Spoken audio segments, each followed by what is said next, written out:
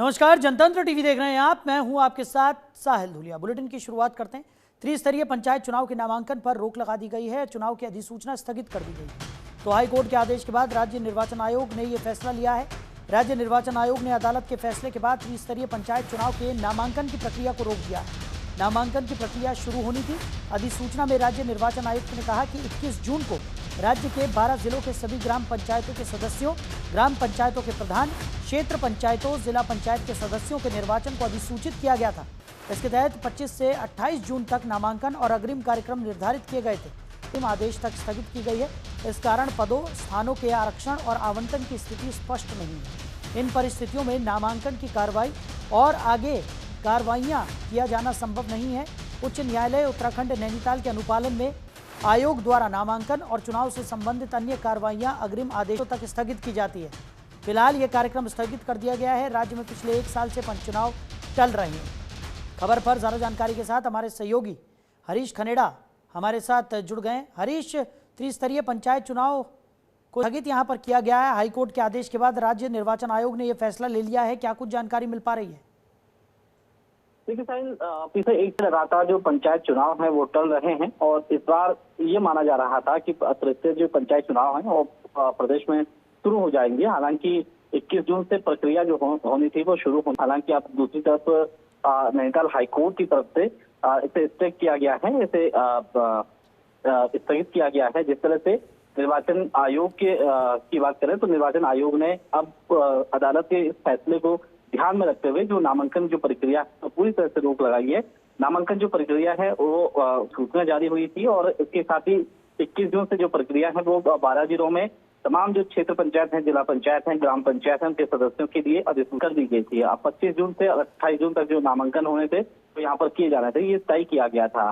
लेकिन उच्च न्यायालय की तरफ से जो आदेश हुए हैं उस आदेश के आधार पर राज्य सरकार को जो आरक्षण है, अगर जो संबंधित जो पूरी जो कार्रवाई है उसे अग्रिम आदेश तक स्थगित किया गया है। ये निर्वाचन आयोग की तरफ से भी किया गया है और इसमें दूसरी तरफ जो कई हरिद्वार को छोड़ करके यानी कि 12 जिलों में जो त्रिस्तरीय पंचायत चुनाव है उसकी प्रक्रिया शुरू होनी थी, लेकिन अभी ये पूरी तरह से स्थगित किया गया है और अभी हाईकोर्ट का जो अगला जो आदेश होगा तब तक ये स्थगित रहेगा।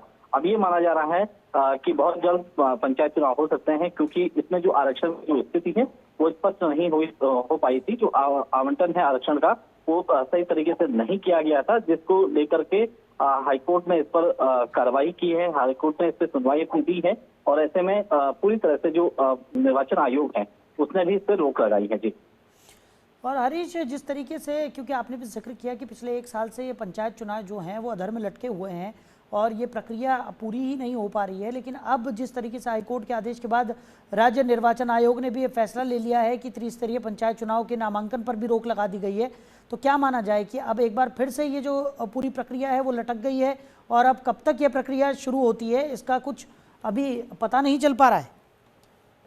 देखिए, आरक्षण की स्थिति जैसे ही साफ हो जाती है उसके बाद जो प्रक्रिया है वो दोबारा शुरू हो गई।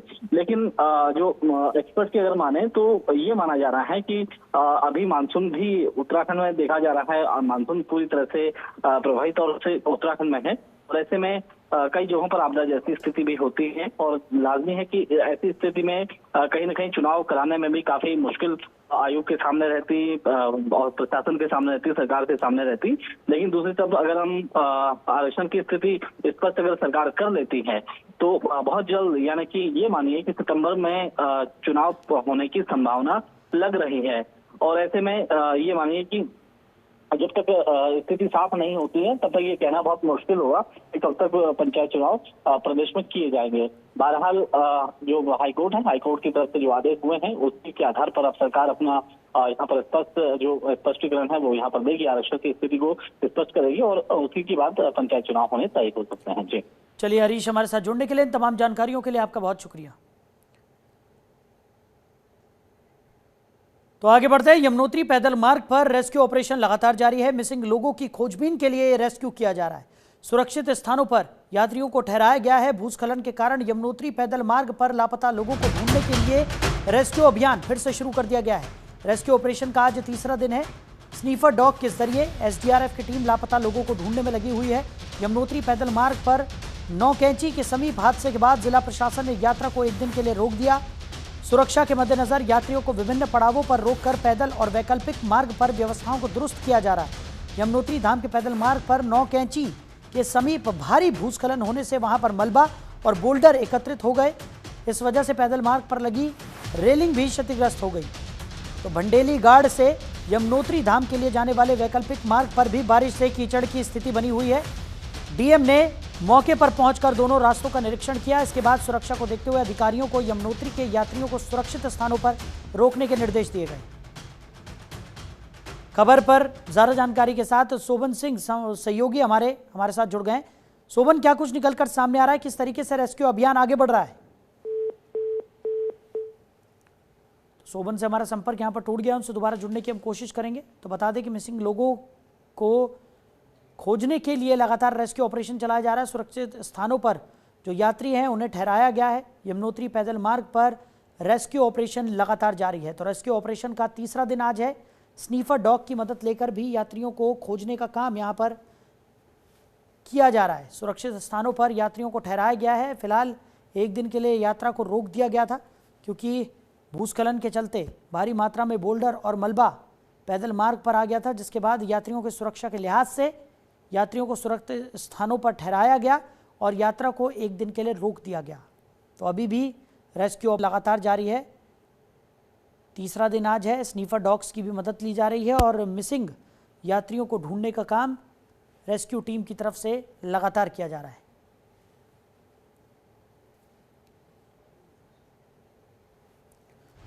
तो सुरक्षित स्थानों पर यात्रियों को ठहराया गया है। यात्रा को एक दिन के लिए रोक दिया गया था।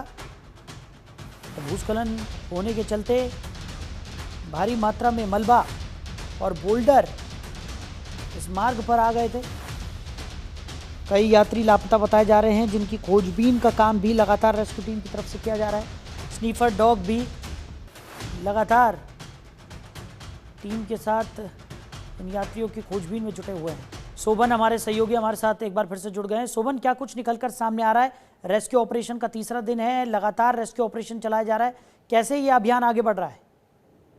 मैं बताना चाहूंगा कि 23 तारीख को लगभग 4 बजे ये लैंडस्लाइड हुआ है और ये भैरव मंदिर से 9 इंच के पास की ये घटना है और तकरीबन उस समय अपराह्न 4 से 4:15 बजे की ये घटना रही और लैंडस्लाइड हुआ। लैंडस्लाइड में काफी लोग वहां पर मलबे में दब गए, जिनमें से एक घायल को जो है जानकी सिटी हॉस्पिटल लाया गया और 2 लोगों की जो डेड बॉडी वहां प्राप्त हुई है और इस 2 लोग अभी भी मिसिंग है। वहां पर रेस्क्यू ऑपरेशन लगातार जारी है।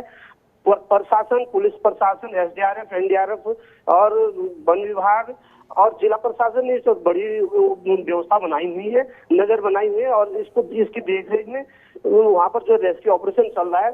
कल प्रातःकाल परसों जो रात को बारिश हुई है और कोहरा लगने से जो वहाँ रेस्क्यू ऑपरेशन में दिक्कत हुई है और आज कल फिर दोबारा इन्होंने शाम को दोबारा रेस्क्यू ऑपरेशन किया। लगातार बारिश भी हो ही रही है और आज सुबह प्रातःकाल फिर जो है उन मिसिंग लोगों की खोजबीन की जा रही है।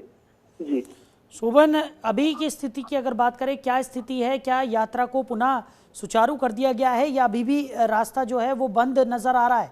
क्योंकि लगातार कहा जा रहा था कि जिस तरीके से भूस्खलन हुआ है उसके बाद भारी मात्रा में मलबा और बोल्डर इस मार्ग पर आ गए थे। साहिल, मैं बताना चाहूंगा कि अभी यात्रा फिलहाल रोक रखी है।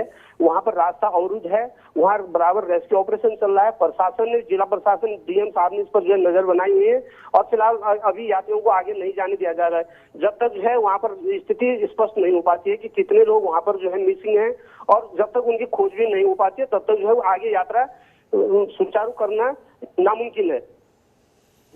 चलिए शोभन, हमारे साथ जुड़ने के लिए, इन तमाम जानकारियों के लिए आपका बहुत शुक्रिया।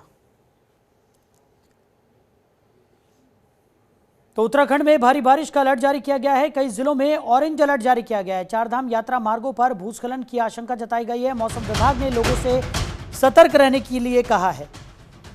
तो भारत मौसम विज्ञान विभाग ने उत्तराखंड में बहुत भारी बारिश होने की चेतावनी जारी की है। लोगों से इस दौरान सतर्क रहने को कहा गया है। तो अपने अलर्ट में मौसम विज्ञान विभाग ने देश के कई राज्यों के साथ उत्तराखंड में भी भारी बारिश होने का अलर्ट जारी किया है। उत्तराखंड में हालांकि कई दिनों से अनेक स्थानों पर बारिश हो रही है। बारिश के कारण सड़कें बंद हो रही हैं तो लैंडस्लाइड भी हो रही है।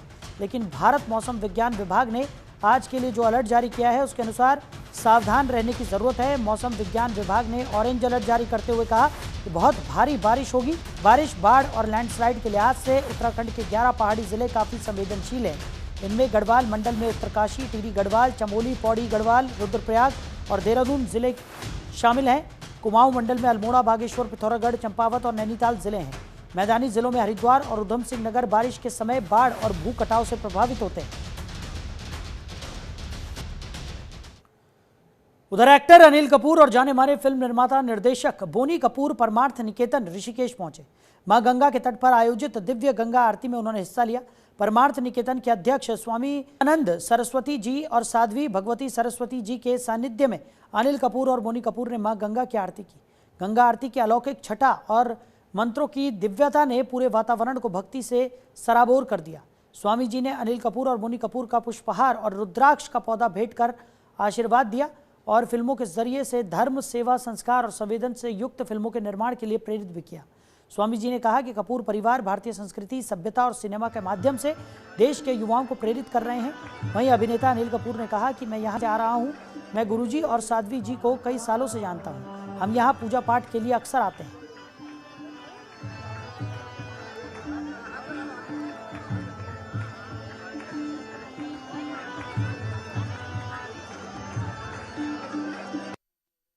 रिलीफ तो नहीं कहूँगा मैं, ऐसे रिलीफ से भी ज़्यादा है। रिलीफ बहुत छोटा लफ्ज़ होगा। और मैं यहाँ काफ़ी अरसे से आ रहा हूँ और गुरु जी को मैं काफ़ी और साध्वी जी को बहुत सालों से जानता हूँ। मेरे ख्याल से 2005-2006 में पहली बार मिला था उनसे। और जब से लेकर अब तक आऊँ नहीं आऊँ, मगर हमारा रिश्ता अब तक जुड़ा हुआ है। तो आश्रम में जब मौका मिलता मैं आता हूँ, मगर नहीं भी आऊँ तो ऐसा लगता है कि मैं हमेशा आश्रम में ही हूँ, ऐसा महसूस होता है। नहीं, इसलिए हम यहाँ आए हैं अभी पूजा पाठ करने के लिए। और कल सुबह आरती होगी, पूजा पाठ करेंगे और माँ जी का आशीर्वाद देंगे। उधर काशीपुर दौरे पर आए पूर्व मुख्यमंत्री हरीश रावत ने पत्रकारों से बातचीत के दौरान बीजेपी सरकार को सीधी चुनौती दी और साफ कहा कि प्रदेश में भ्रष्टाचार अब सीमा पार कर चुका है। महंगाई ने रसोई जला दी है, बेरोजगारी ने नौजवानों को घर बैठा दिया है और अब समय आ गया है कि बदलाव का।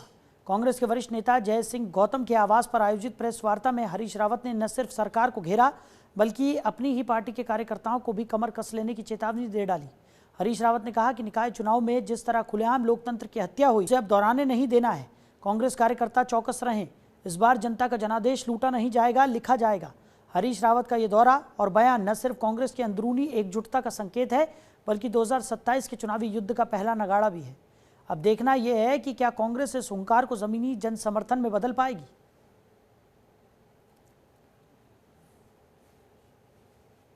आपने मुझे पूरे उत्तराखंड नापते हुए देखा होगा और जगह जगह मैं कांग्रेस के लोगों का आह्वान करके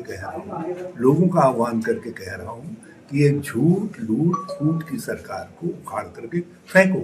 2027 में बदलाव लाओ और उसके लिए 4 महीने से प्रयास कर रहा हूँ। हम सब एक हैं, एकजुट हैं और ये सरकार की बेईमानी, बेहूदी और ये बिल्कुल जिस तरीके से जन विरोधी नीतियाँ हैं, महंगाई से आज लोग त्रस्त हैं, भ्रष्टाचार शिष्टाचार बन गया है, बेरोजगारी चरम पर है, महिला अत्याचार चरम पर है, दलितों पर अत्याचार चरम पर है, जब असहिष्णुता आज हमारे सहिष्णु उदार राज्य की एक नई पहचान बन रही है। असहिष्णुता की अजीब एक अजब सा माहौल बनाया जा रहा है राज्य के अंदर।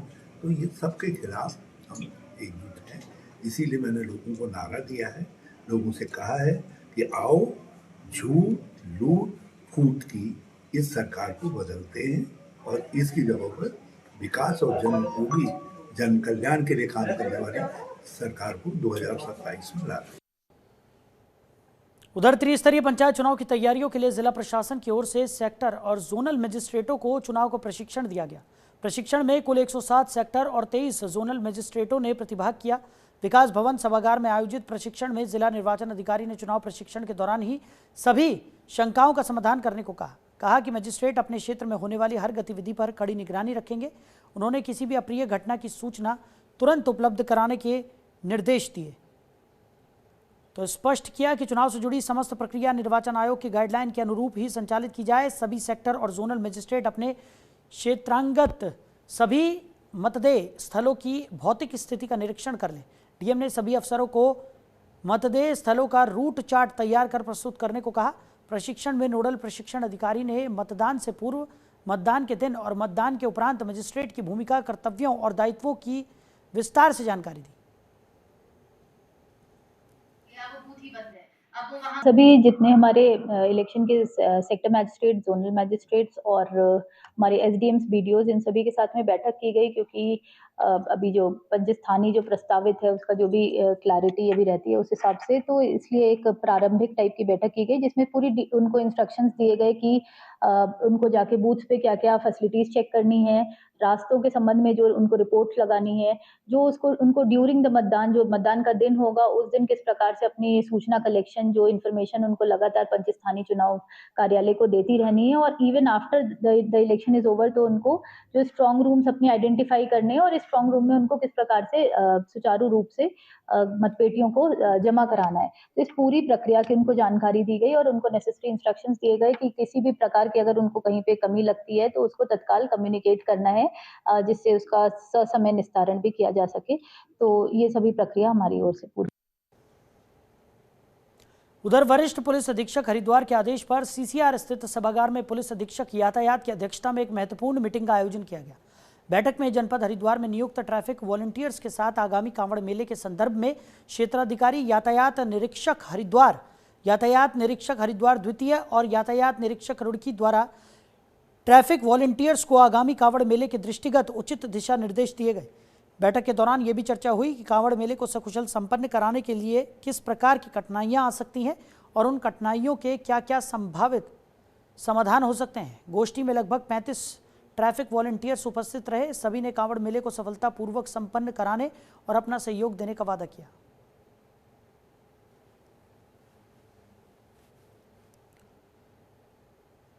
उधर पलायन को रोकने और लोगों को सशक्त बनाने की दिशा में सीएम धामी के द्वारा लगातार कदम उठाए जा रहे हैं, जिसके तहत उन्होंने गांव को गोद लेने की दिशा निर्देश दिए। मुख्यमंत्री धामी की पहल पर विदेश में रहने वाले प्रवासियों ने रुचि दिखाते हुए कई प्रवासियों ने अपने गांव को चिन्हित कर लिया है। वहीं बीजेपी प्रदेश प्रवक्ता ने कहा कि प्रधानमंत्री का भी एक सपना था कि भारत का गांव आदर्श गांव बने। वहीं सीएम धामी सहित सांसदों और विधायकों ने 2-2 गांव को गोद लिया है। जहां पर कभी विकास की किरण भी नहीं पहुंच पाई, वो गांव आदर्श गांव के रूप में जाने जा रहे हैं।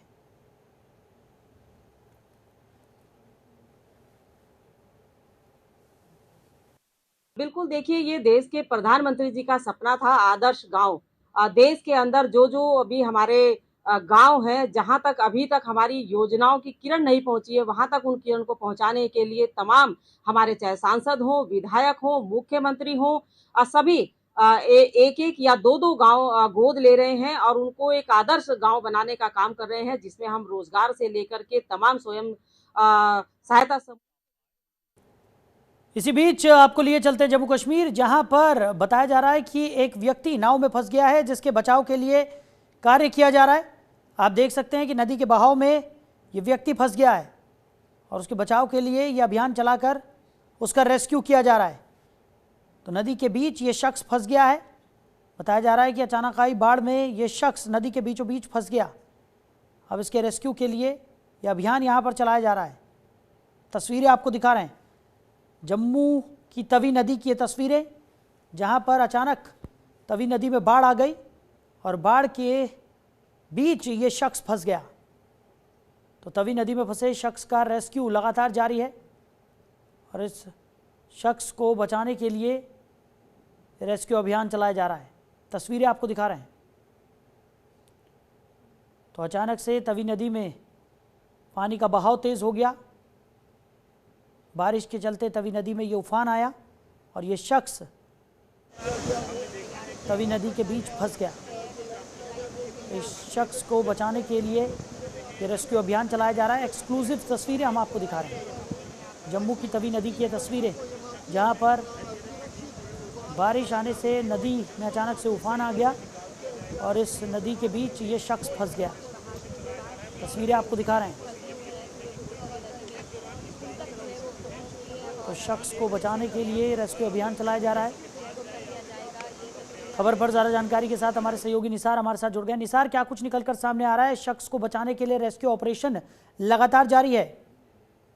जी बिल्कुल, अगर देखा जाए तो पिछले कई दिनों से यहाँ पे जिस तरह से जो मौसम में एक बार फिर यहाँ पे तब्दीली पैदा हो गई है, जो पहाड़ी इलाके हैं वहाँ पे बारिशें हो रही है और मैदानी इलाकों में भी काफी तेज बारिशें हो रही है, जिसकी वजह से जो यहाँ के नदी नाले हैं खासकर जम्मू रीजन के, वहाँ पे बाढ़ जैसी सैलाब जैसी सूरत हाल पैदा हो गई है। और वो जो रिवर जो तवी दरिया है वहाँ पे पानी की सतह इस कदर बढ़ गई है कि वहाँ पे जो आसपास कई जो बस्तियां हैं उनको भी हालांकि नुकसान पहुंचा है। और यहाँ पे दरियाई रवि में इस वक्त जो तवी दरिया है वहाँ पे एक आम मुकामी लोग की एक जान भी फंस गई है जो उसमें डूब गए। हालांकि पूरी तरह से इसको रेस्क्यू करने की वहाँ पे हर मुमकिन कोशिश की जा रही है, लेकिन पानी की सतह भी बढ़ जाने की वजह से वहाँ पे एनडीआरएफ एसडीआरएफ के जो एहलकार है उनको भी वहाँ पे दिक्कतों का सामना करना पड़ रहा है। लेकिन यहाँ पे दूसरी जानिब जो यहाँ पे जम्मू श्रीनगर नेशनल हाईवे है इसको भी एहतियाती तौर पर बंद कर दिया गया है, क्योंकि बानीहाल के नजदीक जो पहाड़ गिर आने की वजह से पसिया गिराने की वजह से वहाँ पे सड़क को काफी हद तक डैमेज भी हुआ है। और यहाँ पे हालांकि अभी तक जो दरमांदा गाड़ियां उस रोड पे फंसी हुई थी उनको सुरक्षा जगहों की तरफ ले जाया गया है, लेकिन जो दरिया रवि में जो तवी जो दरिया है वहाँ पे पानी की सतह लगातार बढ़ जाने की वजह से वहाँ पे प्रशासन ने एहतियाती तौर पर अभी अलर्ट जोन करार दिया है और वहाँ पे जो मुकामी आबादी है जो इस दरिया के इर्द गिर्द रहते हैं उनको भी एहतियात बरतने की हिदायत दी गई है। फिलहाल इस वक्त रेस्क्यू ऑपरेशन वहाँ पे जारी है। वहाँ पे एनडीआरएफ टीम, मुकामी लोग, जम्मू कश्मीर पुलिस या फिर सीआरपीएफ भी पूरी तरह से कोशिश की कर रहे हैं कि वहाँ पे जो पानी में जो जिस शख्स जो डूब गया था उसको बचाने की कोशिश की जा रही है। हालांकि वहाँ पे जो पानी की सतह बढ़ जाने की वजह से और दूसरी जानिब जो पानी का जो कलर भी चेंज हो गया है उसमें मड के साथ साथ वहाँ पे काफी चैलेंजेस का भी सामना इस वक्त रेस्क्यू टीम को उठाना पड़ रहा है। लेकिन ये गौरतलब बात है कि जिस तरह से जो जम्मू खिते में पिछले कई दिनों से लगातार बारिशों की वजह से, तेज बारिशों की वजह से वहाँ पे जो सड़कें हैं वो भी पानी के जद में आ गई है। वहाँ पे दरियाओं में